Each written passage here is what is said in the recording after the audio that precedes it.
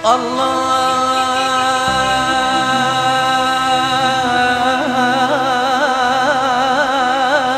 يرضى عليك يا ابني يا ابني ظهري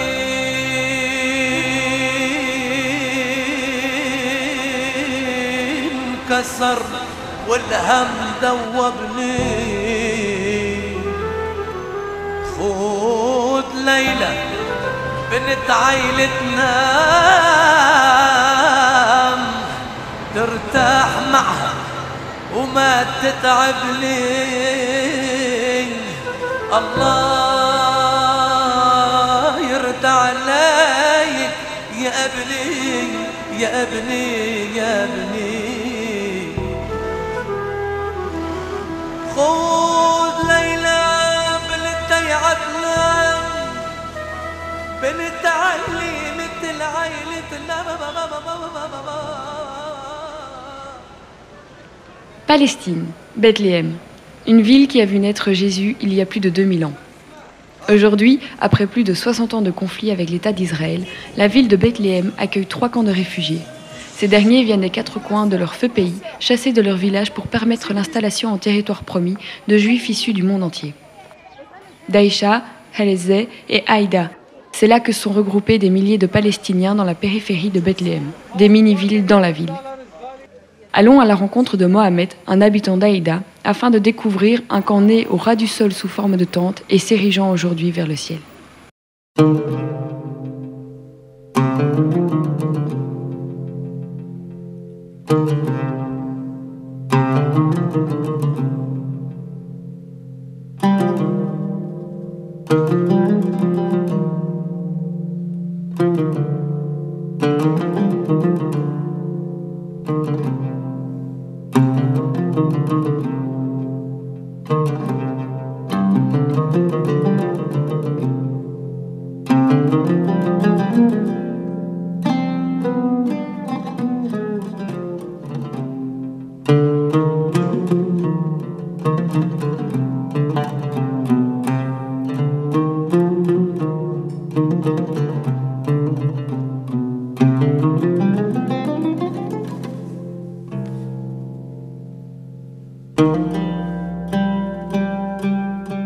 My name is Mohammed Lazrak. I'm originally from Jerusalem and I live in Aida refugee camp. I'm 25 years old.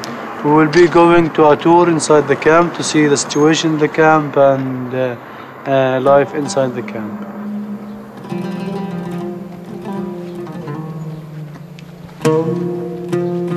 This is the beginning of the camp, the start of the camp. This gate is called the return gate, built in 2008, May 2008, in the name of the Nakba. The symbol of this gate and key is that's the refugees who came to the camps, all refugees in 1948 who left their villages. The only thing that they took with them is the key of their homes. That's why the key became symbol to the right of return for refugees. We'll go now to inside the neighborhood. This is the first neighborhood inside the camp.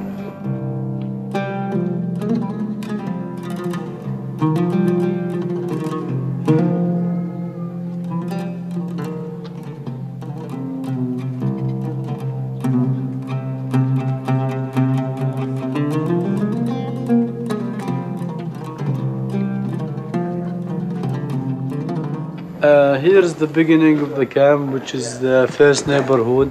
Most of the houses who built here are built new, because most of these houses here were destroyed by the Israeli army and bullets. Because the camp is surrounded by military place and lots of towers around the camp. The camp received lots of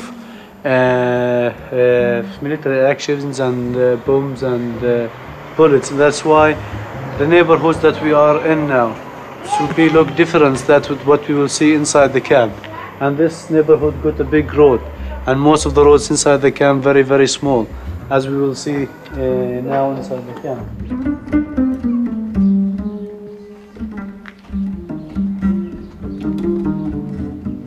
These are the names of the original cities and villages that the refugees came from. and this is the original names of the villages and cities, and most of it changed into new names, and these villages were destroyed by the Israeli army.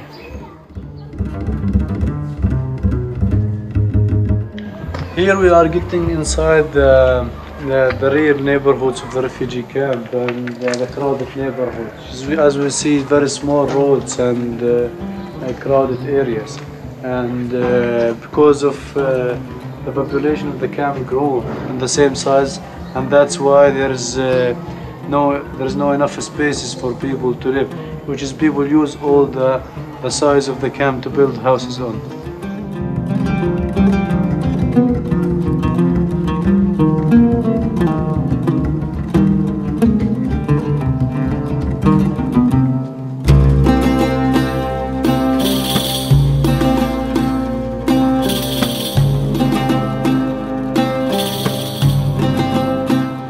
The camp is divided for small 7 neighborhoods, and this is one of the neighborhoods, and this is symbol for most of the neighborhoods in the camp, that people get to this neighborhood through small roads and through small areas, and that's all the houses inside the neighborhoods are very small because of lack of space that people have inside the camp, and also because of the population that grows every day, which is, as we see now here inside the neighborhoods, that everything is very, very crowded.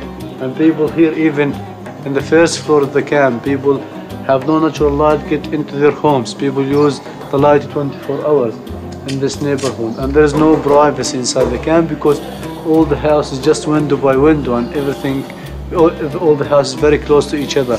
And that's why people get hard life of having families or getting married or having kids inside the houses, because there is no enough rooms or spaces for everyone to live inside the rooms, and people have no money to live and to go live outside the camp.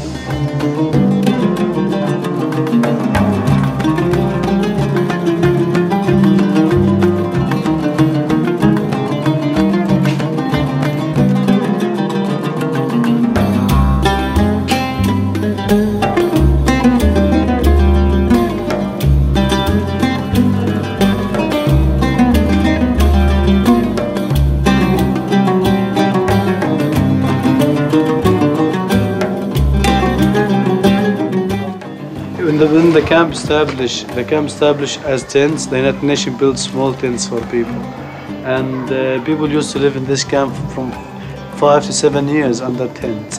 Then the United Nations started to build small rooms for people to live in. This is one of the rooms that the United Nations built for refugees to live in. The room is 3 meters by 3 meters, and it was for 4 people. If the family more than 4, they got a new room. And the United Nations built small place in front of the rooms for people to set up fire and to cook and to do their stuff here, because in that time all the camp was empty, and it was empty mountain, no electricity system or no water system inside the camp, which is people start life again, and they have nothing in that time inside the camp, just the only empty land and small rooms. And people were going to collect water from villages which is 5 or 7 kilometers far from the camp to collect water and bring it back to the camp.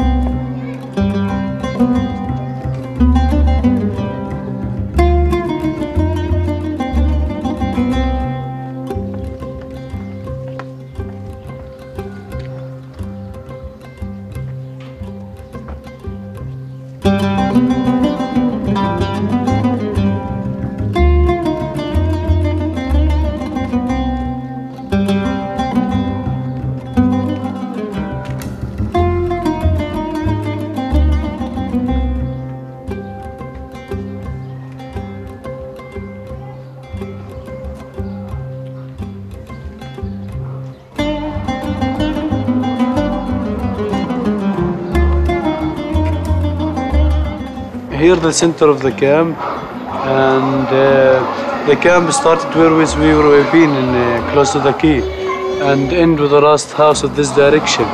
There, this is the last house from the right side of the camp, and end with this direction with the upper tide wall, and around only 70 or 100 meter now in this direction. And this is the size of the camp where 5,000 people live. This is the main road of the camp and the center of the camp, where all markets and shops here. And the camp is very, very small. There is no playgrounds, there is no open areas, there's only roads that people use or kids use for playing. If you look everywhere inside the camp here, you'll find hollowed poles everywhere, which from the shooting of the soldiers, from the demonstrations and everything. Soldiers used to attack the camp and to shoot live bullets, even for kids who throw stones to the military jeeps. They shoot live bullets. Around 27 people killed inside the camp. More than 500 people get arrested, majority of them between age 14 and 25. And there is a huge number of people who get shot with live bullets or different ways during this intifada.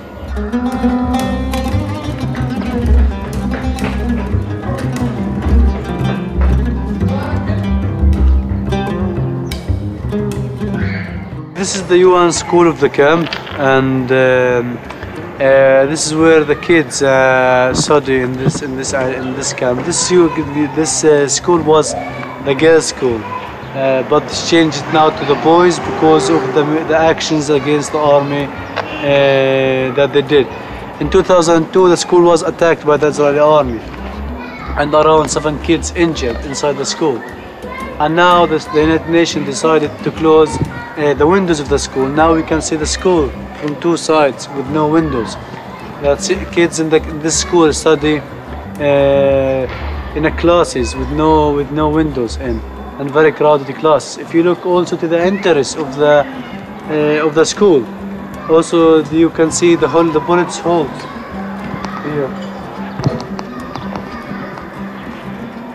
There's lots of bullet holes in this gate. Came from this tower here, that showed to the kids' school, and that's why the United Nations also closed this gate and make another gate inside the neighborhood, more safe for kids. And the playground that kids play in the school also shown by sniper towers or military towers.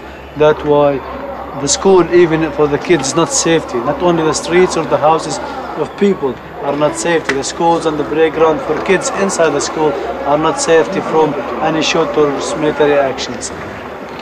This neighborhoods here, where the wall is very, very close to the camp, and behind this wall it was a huge field of olive groves that people from the camp were used to pick the olive trees, and for kids and youth inside the camp to go there to have fun or to play football, to do other kind of fun activities or sport, or just enjoying sun and weather inside this land.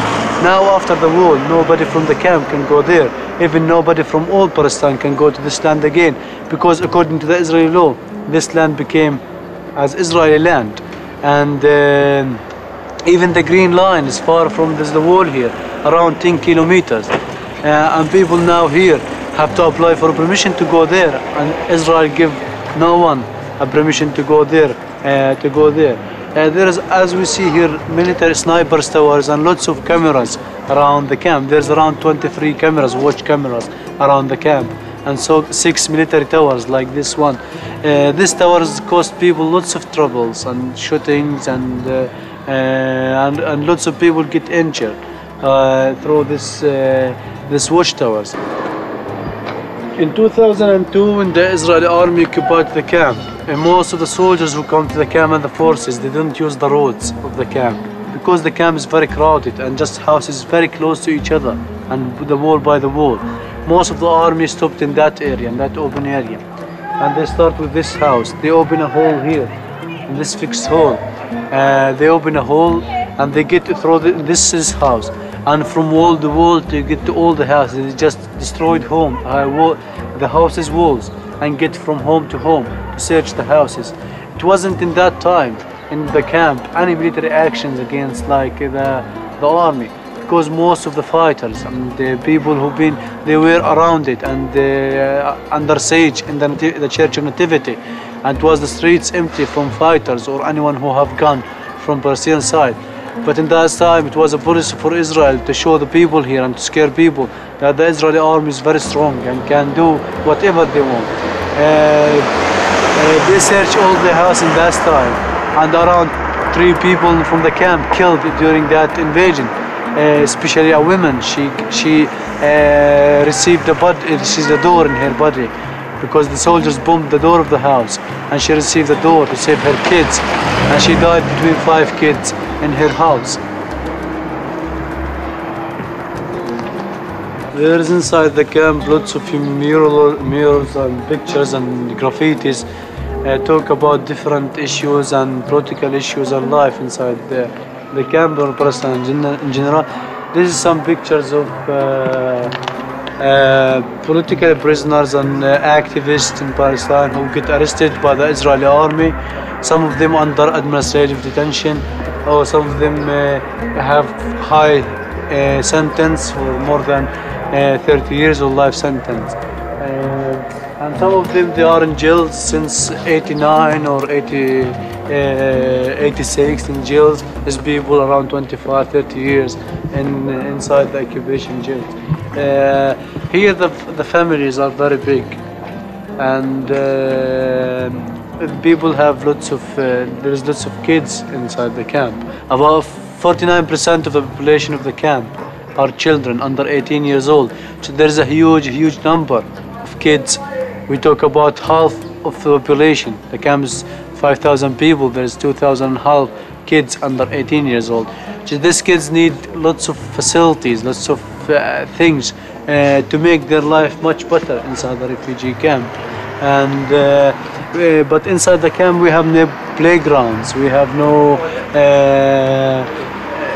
real facilities and stuff for kids to take the energies of and to do creative activities or to do this kind of stuff.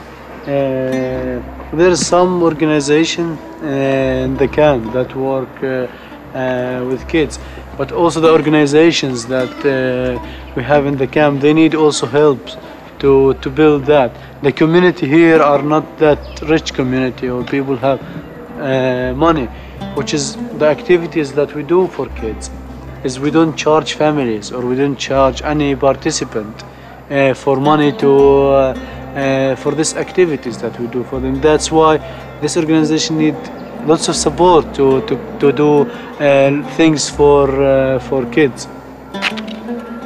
Like here is Lajee Center. Lajee Center, one of the organizations that work in the camp for kids and do lots of activities and stuff for the kids inside the camp. And we can go and visit the organization and see and talk with people inside the organization about their work and the stuff that they do for the kids in the camp.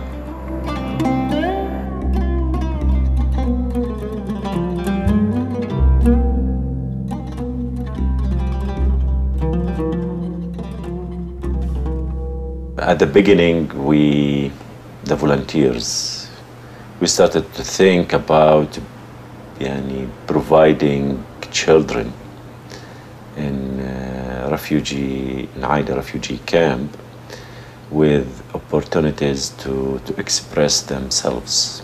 So this is the essential idea. We started to work on that voluntarily.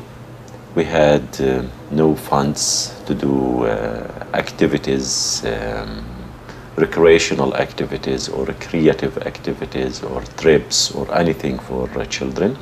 We depended on the fees that the volunteers paid or contributions from local Palestinians. Then we met internationals, so they started to support us. And this gave us the opportunity to to develop our ideas. So we started in 2000.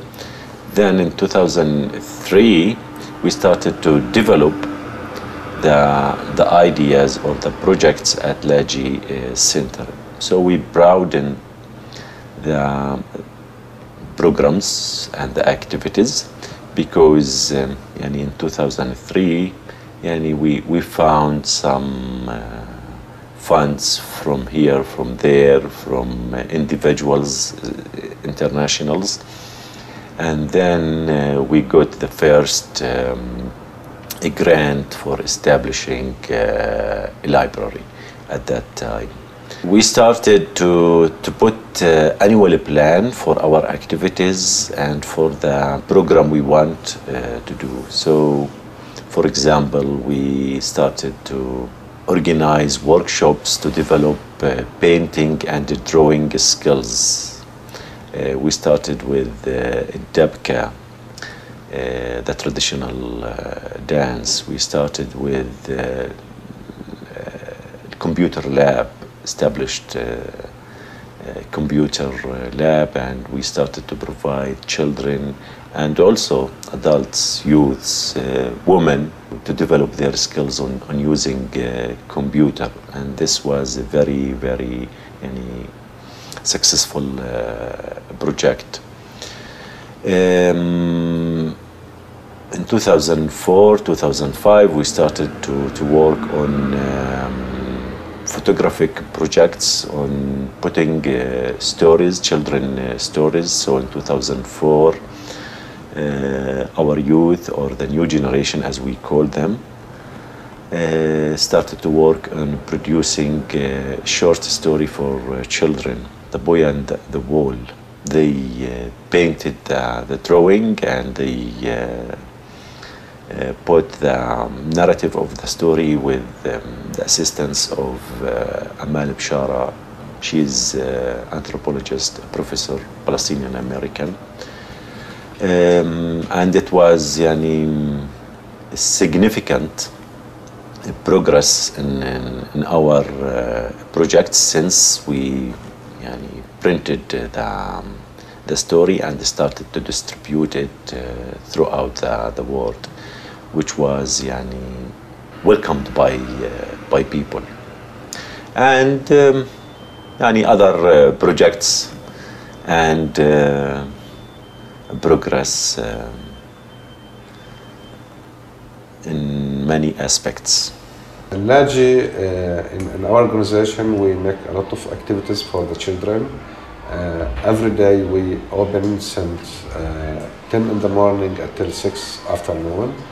We host many different youth and children for many different activities, like the computer lab. Like we host more than 50 children every day. They use the computer for the internet for games for free. We have the library, like we have more than 5,000 books, and children can use the library for free.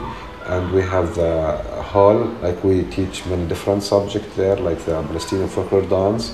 We have 2 groups, like 40 participants, boys and girls. And we have the media unit, like many youth and children, they can learn how they can make their own films and their stories. And also we have many different subjects, like children and youth, they can learn from Lajee Center. Dabka is the traditional dancing of Palestine, a folkloric dancing, and an old moves. But we are developing the moves, modern and folkloric dance. There's a lot of moves, the major moves of Dabka, but we put a little bit of modern moves on it, like a move called Inzel. It's the most important move at Dabka. There's moves for both of them, the major moves. We mix everything on the whole dance. The dancers are not only from the camp, they are from the camp and from the city, and they are from 60 to 20 some of them study at the school and some of them at the university. Now, since 2009, start working Lajee Center. I'm a coordinator of the media unit, so I'm teaching now film and photography and for the radio. First, in the beginning, like in 2005, it was like one volunteer. He came to Lajee and he said, I want to teach the children how to take photo. So just he gave us film cameras and he said, go around the camp and start taking photo. So it was the cameras just films and not professional cameras. So he said like everyone he have a camera and he have to go in the camp and to finish all the 30 photos. So I was one of them. So I take this camera and I start taking photo like all the guys. And when we back, he choose 2 pictures from each one and he make a box for that. So from that time, I start to like this work and to know. I went like asking if anyone he came from out Palestine, he know how to use the cameras and this technique. I'm asking question. I take a different courses for also not just for photograph. I take for also video and the radio. So I taking from a different people like from Palestinian people and out Palestine. They came when we have volunteers in Lajee Center, and at the same time I'm practicing all my work all the time, and not all, like every year I learn a new things. I'm a photographer, so I first came to Palestine in 2003 and I was documenting life in Palestine, what the occupation was doing to Palestine and the Intifada, the tail end of the Intifada. And I'd been involved in different activism, different kind of grassroots projects in Palestine. But I was looking for a way to use photography within that context. And I came to the centre and started to talk to the guys here, and they had ideas about doing photography projects, but didn't have somebody to work with. So I began to work with people at Lajee Centre to do photography projects as a way to help young people, children and youth from the camp, to express themselves and to communicate with the rest of the world, to tell the Palestinian story to the world through art and through photography. I make the course here like in the media unit. First I put like a make paper like in the camp to tell the people and the children we have a course start like in this day.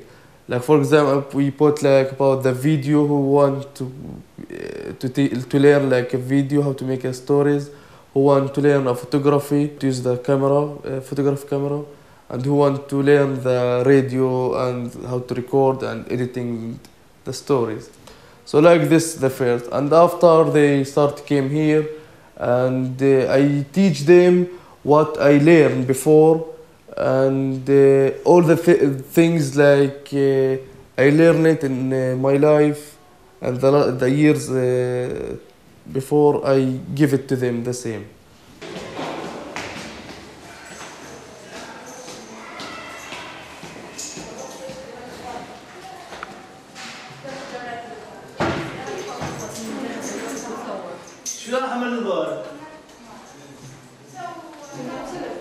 Every program or project at Lajee Center has its own specific goal or objective. For example, when we organize a trip for children and youth, we call it an open day. To provide children and people, refugee people in an Aida camp, an open place to play, to enjoy, to do something different from the routine or the regular life, difficult life at the refugee camp. When we organize, for example, a photographic project يعني to improve or to develop the skills of taking pictures. We need children and youth to develop their skills in this field at one hand, and on the other hand to provide them with a tool to express themselves through a picture, through photos, through exhibitions. This is a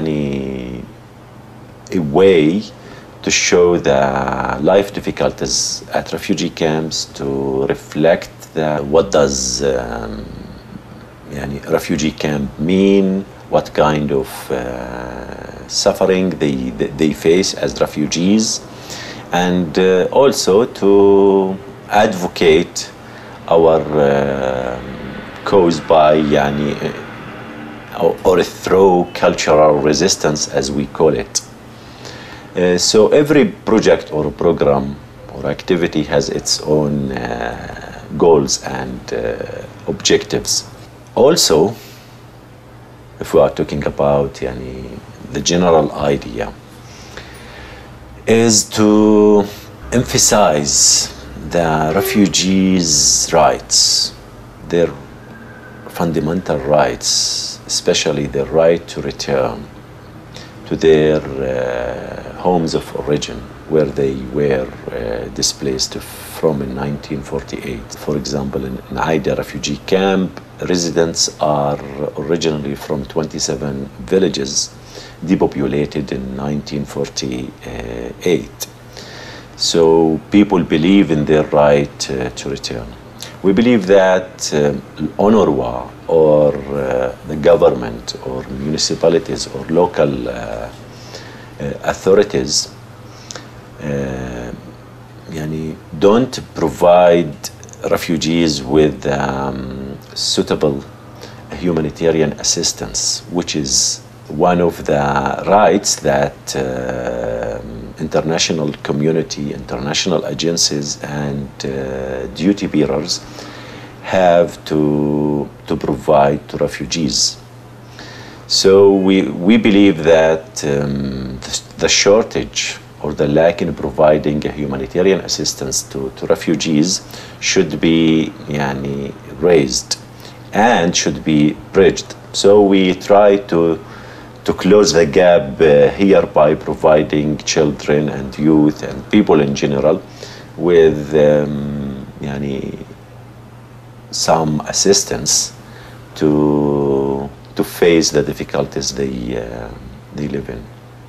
In the beginning of Lajee Center in 2001, we start as a group of youth, different experience, and each one start to be responsible for one or two different activities.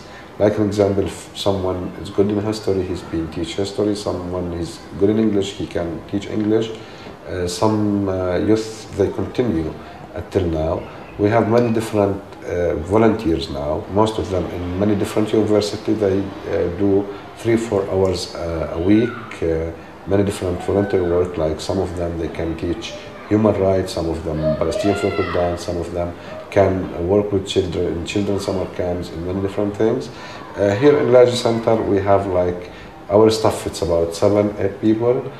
Most of them, they start with us children, and now after 11 years they lead the organization and they work for the new generation. And most of them, they finish different university in Palestine or different courses like media or DABCA trainer or the activities coordinators or the translation. Most of the youth in our organization, they care about himself and take care of the new generation, especially children. So the band was created 7 years ago with another trainer, and this is the first year that I'm the teacher of the dancers.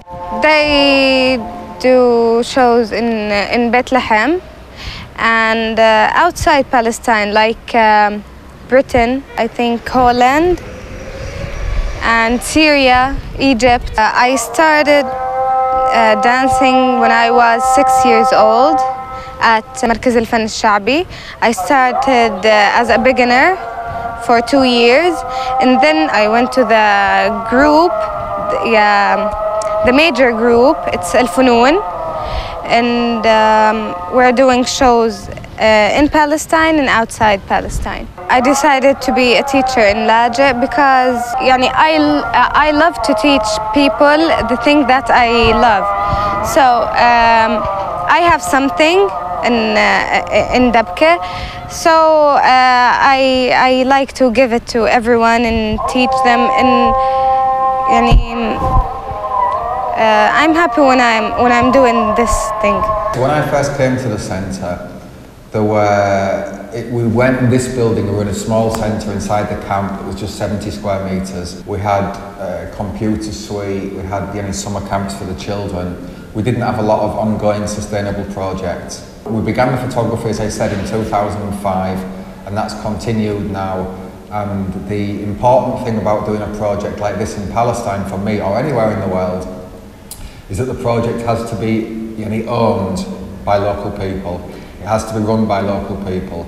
So my job here was not just to teach photography to children and that was the end of it, but to teach photography to young people and then help them to develop the skills so that they could run the project themselves. And this is what we've now eventually created. Oh, it takes a long time, but eventually we've created this, and in 2009 we established a sustainable arts and media unit, which is run by local people from the camp who worked with me on the first photography project 7 years ago, and they're now implementing film projects, photography projects, radio projects directly with young people inside the camp. So I'm there to help if people need me. The project is now being run by local people, which is essential in this kind of work. At any stage I could be thrown out of Palestine or have to leave the country, and if when I leave, inshallah I won't leave, but if I have to leave and the project doesn't continue, then I think in my work I've failed to achieve any of the necessary goals, which is to create something sustainable and to build the skills on the ground inside Palestine within young people. So I've been part of that process. It isn't anything that I've done myself. We've got a strong team here at Lajee, and we've all worked together towards these goals. I started working Lajee in 2000 when Lajee Center established. So I was in that time 10 years old. So I started Lajee when I was a child, and I grew up with this organization. So I was coming here to enjoy all the activities like all the children in the center. Musa and other people who have been working in the media centre have developed from children with cameras into practicing filmmakers, photographers, radio producers in their own right. And this is very important. So they are now producing their own exhibitions, they're now working with younger people, with children.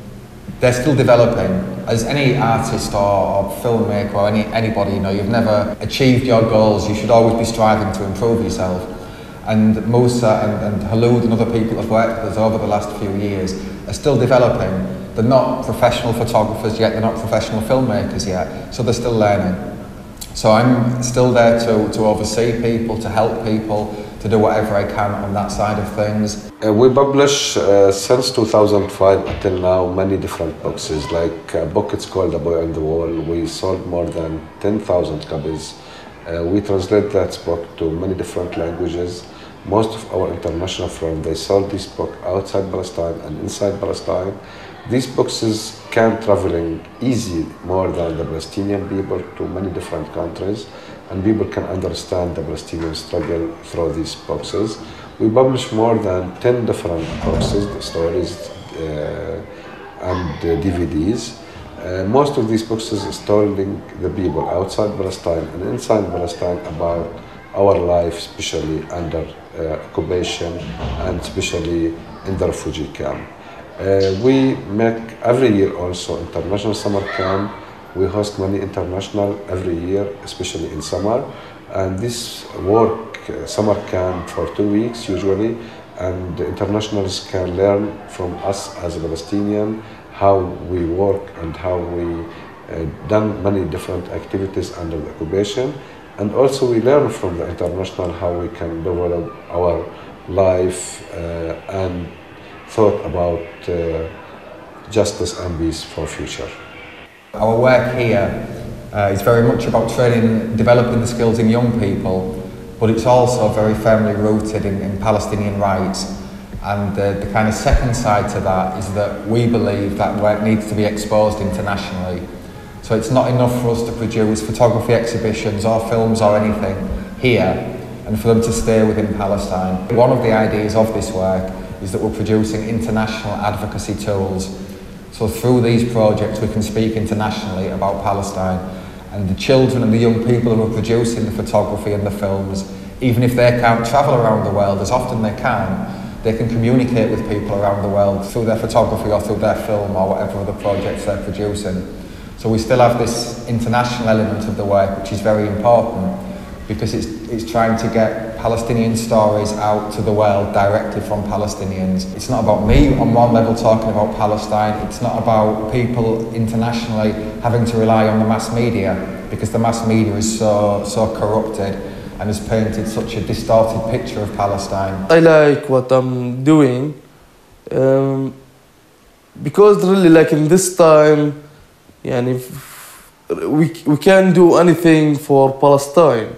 So it's for me like the films and the photograph, it's speaking about our life for the people who live out Palestine.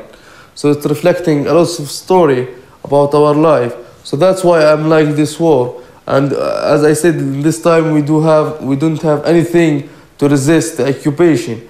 So it's for me like a strong thing when we do that, because we want to make our media more strong than the Israeli occupation media.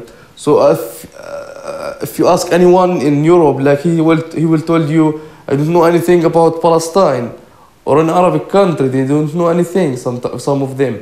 So why? Because the media in Israel all the time they speak about Israel all the time, and when they speak about Palestine, they speak in a bad way.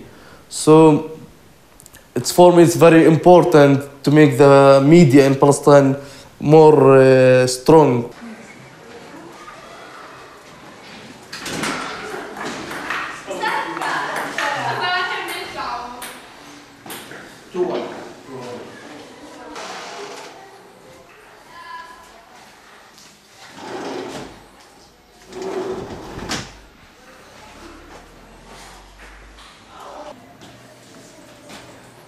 There are problems with occupation, restrictions imposed by Israeli occupation on Palestinians are very difficult, and we have to face and to challenge actually to be able to live. For example, it's not easy to organize a trip from Aida refugee camp to, let's say, to Nablus or to Jericho. So because we have to pass many checkpoints, we have to consider what will happen in Nablus and whether there will be an invasion or kind of confrontation or something like this. We tried several times to organize trips to Palestine 48, to the origin villages of refugees. We succeeded twice in 12 years. Since Lajee was established, we succeeded only twice to organize such trips. Many times we requested permits from the Israeli authorities, and our request was rejected. Last time was this year, 2 months ago. We submitted 200 names, Most of them are children under 18 years old, and the rest are their families, their parents or their grandparents. But we didn't get the permit. Actually, we knew that they issued the permit in Monday. We received it, sorry. We received it in Monday, while the day before, Sunday, was the date of the permit. So it's useless. We couldn't use it. So we faced many difficulties with the Israeli occupation. And also with traveling, many of our children couldn't travel to participate in photographic exhibitions or in Dabka dance, our traditional dance, because their parents are prevented from traveling. In 2008, one of the dancers, he's a refugee, he was 13, 14 years old, and before this intifada, his family came from Gaza and settled here in West Bank. So in his dad identity, he is from Gaza, so he cannot move throughout the West Bank, because the Israeli authorities used to pick anyone from Gaza and to throw it to Gaza, Palestinian from West Bank. So he couldn't travel with the group to Britain at that time, 2008. Others, because they have Jordanian passports, living here in West Bank, faced another kind of problem on the border. Too many documents we have to bring or to prepare to allow them to travel with us. Our volunteers and the staff members usually are stopped on the checkpoints and the borders, questioned and actually interrogated, and they were asked or questioned about Lajee, its activities and such things, and what does this mean, why you did that exhibition, what did you say in Belgium, why you organized this international summer camp. We know that you are advocating against Israel and such things. So we face many difficulties with occupation. Beside this, if we want to talk about other policies, let's say,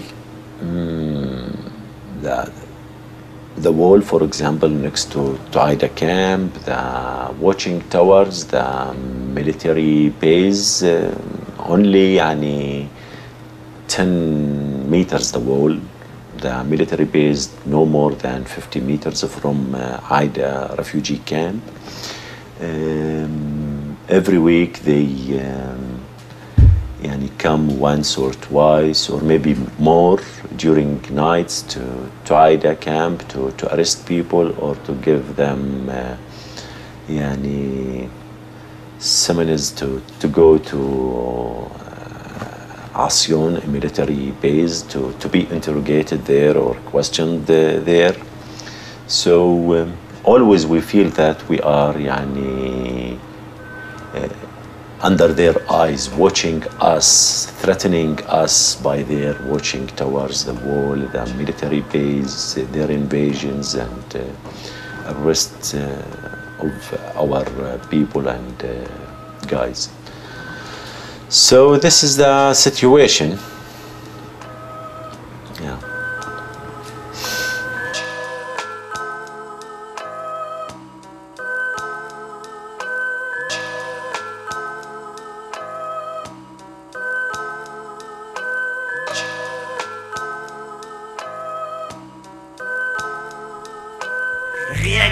personne ne pourra étouffer une révolte. Tu as semé la graine de la haine, donc tu la récoltes. Les rebelles et les rebus ont tous opté pour le boycott.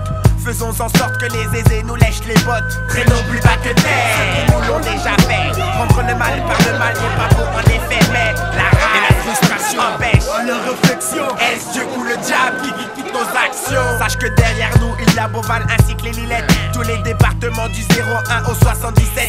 J'ai accompagné de 10 à côté de mystiques réagissent. Notre tendance à l'extrémisme est poussée par le lust de la justice. Strictement hardcore. La jeunesse est désespérée, elle est hardcore. Et rien ne pourra l'arrêter. Quoi qu'il arrive, nous saurons aussi nous défendre. Car tu ne te doutes que tout vient à bois à qui c'est attendre. La sédition est la solution. Révolution. Multiplions les manifestations. Passons à l'action. La sédition est la solution. Révolution. Multiplions les manifestations.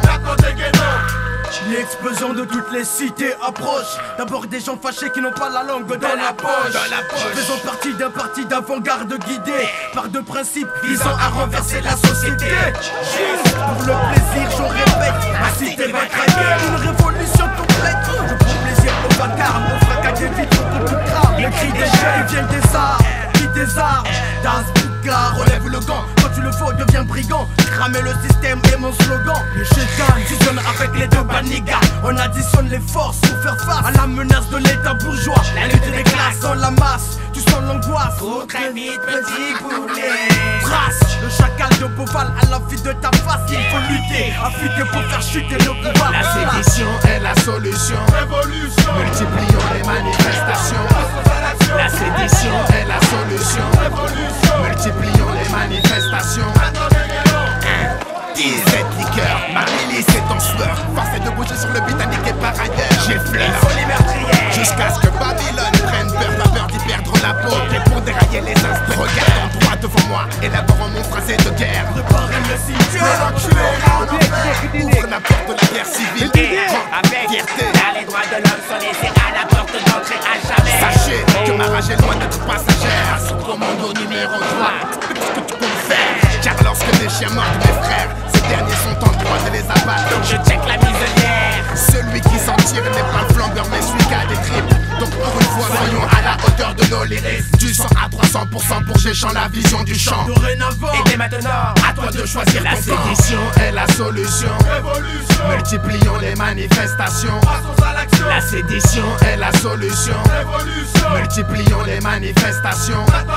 La sédition est la solution. Révolution. Multiplions les manifestations. Passons à l'action. La sédition est la solution. Révolution. Multiplions les manifestations. La sédition est la solution. Révolution. Multiplions les manifestations. Passons à l'action. La sédition est la solution. Révolution. Multiplions les manifestations.